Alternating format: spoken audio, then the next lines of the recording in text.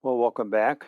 This is Tuesday, March 16th, 2021. We're going to finish up verse 4 of Psalm 23. Even though I walk through the valley, the shadow of death, I will fear no evil, for you are with me. Your rod and your staff, they comfort me. So let's go ahead and pull this last phrase apart together. I want you to notice that the personal pronoun I is used only 3 times in this psalm. We find 2 in verse 4 and then 1 in verse 6. And again, the emphasis is upon the shepherd. And these personal pronouns, I, is a response to the shepherd's character and conduct on behalf of the sheep. The word fear in the Hebrew means a dread of something terrible that might take place. Now, remember, they're walking through the valley. The shepherd will know the difficulties and the challenges in the valley, but the sheep don't because they are following the lead of the shepherd. And there can be a mental and a physical and emotional dread of something terrible that is about to happen in their mind. Sheep are skittish. The slightest noise can cause them to panic and make some dumb decisions. And I say that word dumb because we are likened to sheep, and sometimes when you and I fear something unknown that we dread, we can make mental and physical and emotional decisions. The slightest little bit of breaking of a cycle, a disturbance, a noise, even the wind can create dread in a sheep's life. Evil is one of the Old Testament words for sin, ra, and it means destruction, destructive, to bring ruin. So we are walking through this valley. The sheep are walking through the valley, and they have no fear of what might be in the valley, what might be destructive, what might bring them ruin. It says, I will walk through the valley. I fear no evil. Now, the tiny preposition for directs the reader's attention to the reason and the cause for such confidence as the sheep walk through this dark valley. First of all, the shepherd's presence is promised here. It says, you are with me.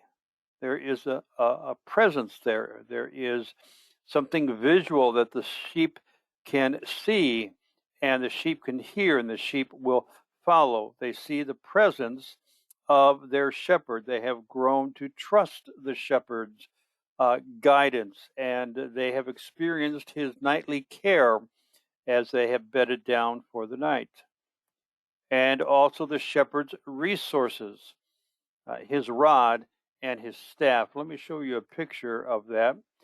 And the word comfort means consolation, assurance, confidence, and it's because of the shepherd's presence and his resources. Now, here's what someone has suggested that they look like. A rod is a relatively short, heavy club-like device. It is used for prodding the sheep into the sheepfold. It is used to keep away predators from attacking the sheep.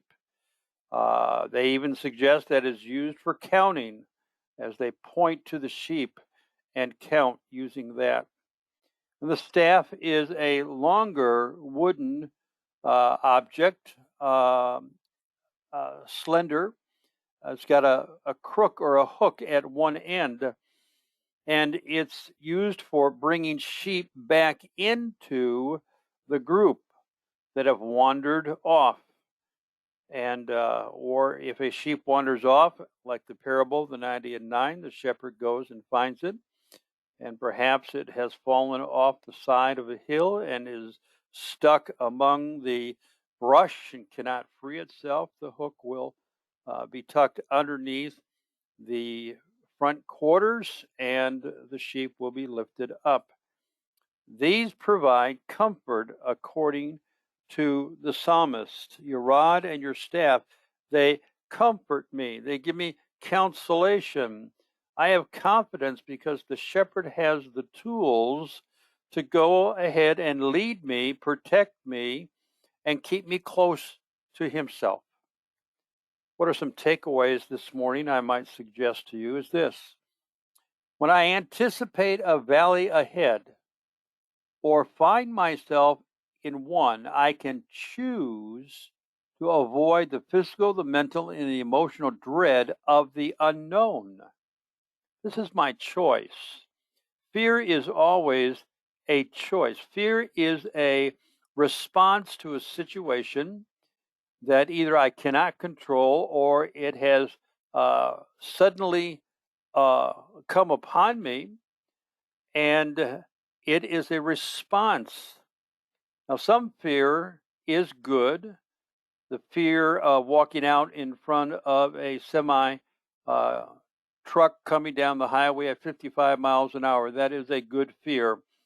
But many times, if you take a look at the word fear in the Bible, especially in the Gospels, when Jesus chides his disciples for being fearful, it is a sinful response to something they did not see, something they could not anticipate, something they could not control. And you know what? You and I can be like that today, can't we? We can see something dreadful coming ahead, and we have defined it as dreadful, but we don't know whether it is or not. We have testimony of other people's experiences. For example, somebody gets cancer, a certain type of cancer, which has a small percentage of recovery even after surgery and the medical treatments that they offer of chemotherapy and radiation. And we dread the diagnosis of a loved one getting that. And we already assume, based on the doctor's experience of treating hundreds and hundreds of patients and so forth, so our eyes are taken off of the shepherd and they're put on the valley of dread. And this is a sinful response. You and I have the shepherd's presence and his rod and his staff to keep me close. We have his rod to guide me, to protect me. We have his staff to keep me close. The nudging to pull me back close to him instead of wandering off, figuring how to do things myself, or seeing greener pastures, which are nothing but scrub grass that has been painted green. And then finally, this provides comfort and consolation, encouraging me to follow Jesus, trusting his provisions and protection as we move through the valley to the other side. Remember, it says, yea, though I walk through the valley, I will fear no evil. I hope that you will take courage and comfort and strength today and keep your eye on the Good Shepherd. Tomorrow we pick up verse 5, the first part of it, Psalm 23, verse 5, and I trust that you will continue to follow along.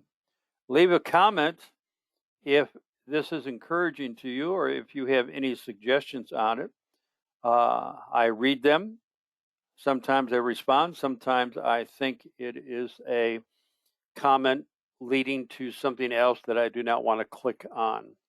Anyways, I hope to listen to you.